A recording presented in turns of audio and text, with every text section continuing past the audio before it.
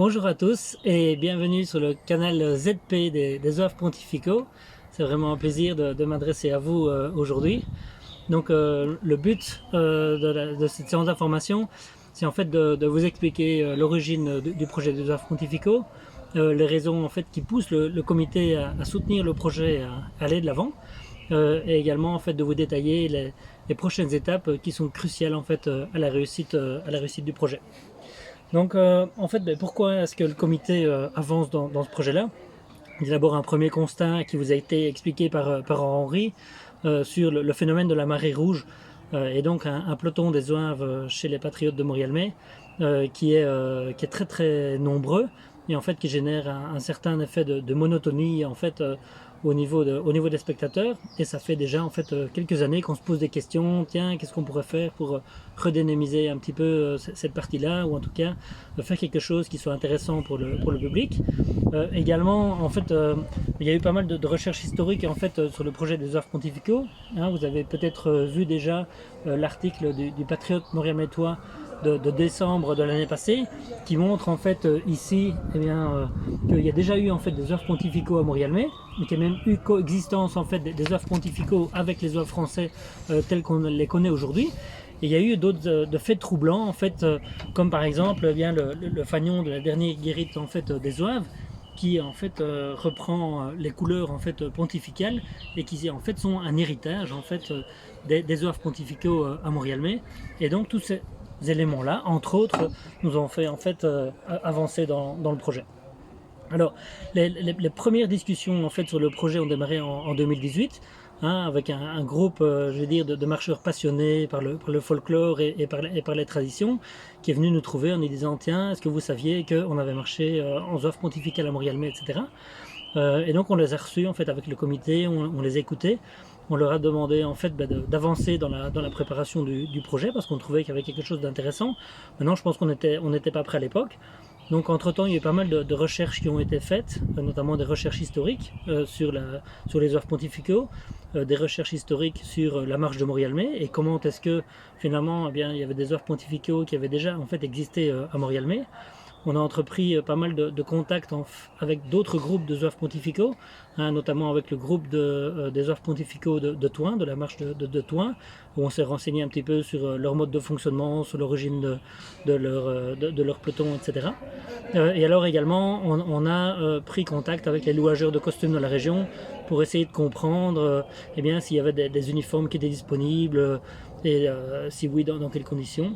Et pour terminer, on a également pris contact avec l'association Propétri CD, qui est en fait une association qui a été créée au retour des ZOAF pontificaux belges, je veux dire après 1870. Et sur base en fait de toutes ces recherches, on a réalisé un premier prototype d'uniforme, en fait, qui va vous être présenté lors de la Saint-Pierre 2022.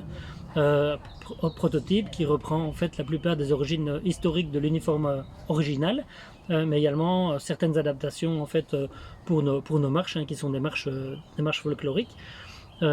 Également, on tient à souligner qu'il y a une réunion du comité en fait des patriotes sur le projet en janvier de cette année, et le comité a marqué son accord sur le fait d'avancer dans le projet.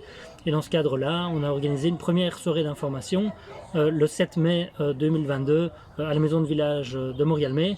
Et on a eu, une participation d'une série de personnes qui étaient intéressées par le projet et qui nous ont donné davantage de motivation en fait pour avancer.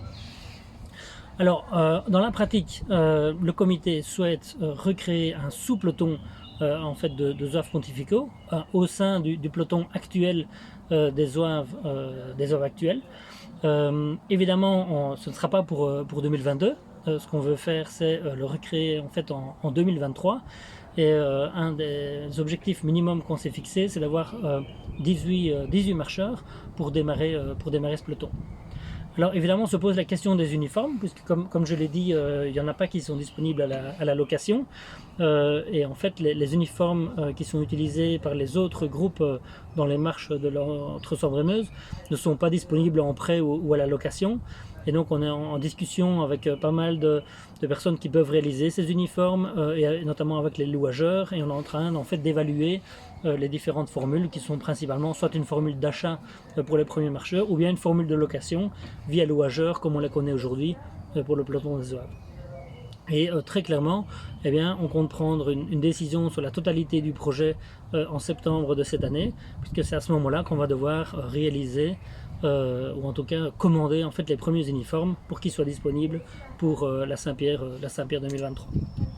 Alors, dans ce cadre-là, eh bien, on a envie que tout le monde parle du projet, aussi bien les personnes qui pourraient être intéressées par le projet des zouaves pontificaux, mais également par l'ensemble des marcheurs, par les Morialmétois, également pour les sympathisants de la Saint-Pierre, parce qu'on pense qu'en fait la Saint-Pierre c'est un patrimoine qui nous appartient à tous, et on ne veut pas, je veux dire, prendre des décisions unilatérales sur le sujet.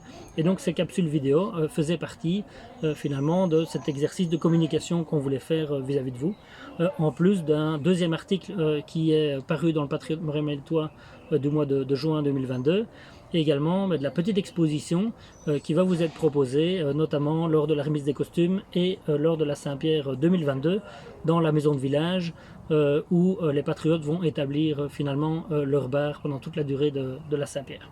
Et l'objectif, c'est qu'on en parle pour qu'on puisse finalement prendre une décision au mois de septembre.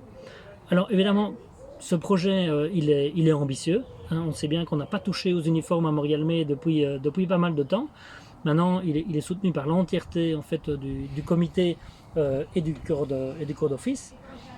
Comme vous l'avez compris, on a pris pas mal de temps d'étudier le projet. Il ne faisait pas l'unanimité au départ, mais plus on a commencé à en parler au sein du comité, et plus on a commencé à se renseigner, et plus finalement on a trouvé que ce projet-là, il était intéressant, parce que les origines historiques étaient solides, elles étaient authentiques finalement dans nos rangs, et on voyait finalement le potentiel du projet pour amener en fait un vent frais dans notre procession. Et on pense qu'aujourd'hui le projet est arrivé à maturité, on doit le pousser pour le réaliser.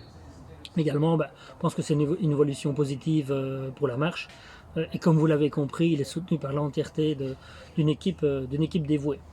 Alors, ce projet, il ne peut être qu'un succès grâce à vous.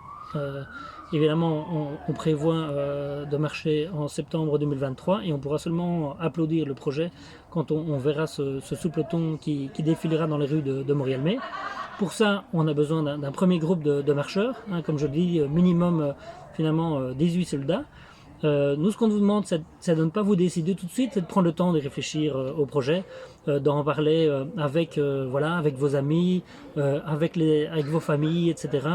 On est très intéressé en fait de comprendre finalement votre réaction par rapport au projet. Ce qu'on veut surtout, c'est créer en fait une adhésion du village par rapport à ce projet-là. Ça c'est vraiment important, et donc voilà, l'objectif c'est vraiment que lors de cette Saint-Pierre 2022 on parle du projet dans tous les moments de la Saint-Pierre et qu'on récolte finalement les avis du village. Alors pour terminer, je tiens à préciser que au nom du comité, il s'agit d'un projet sur le long terme. Il est hors de question de créer quelque chose et dans 5 ou 10 ans de dire ah ben non, on va arrêter.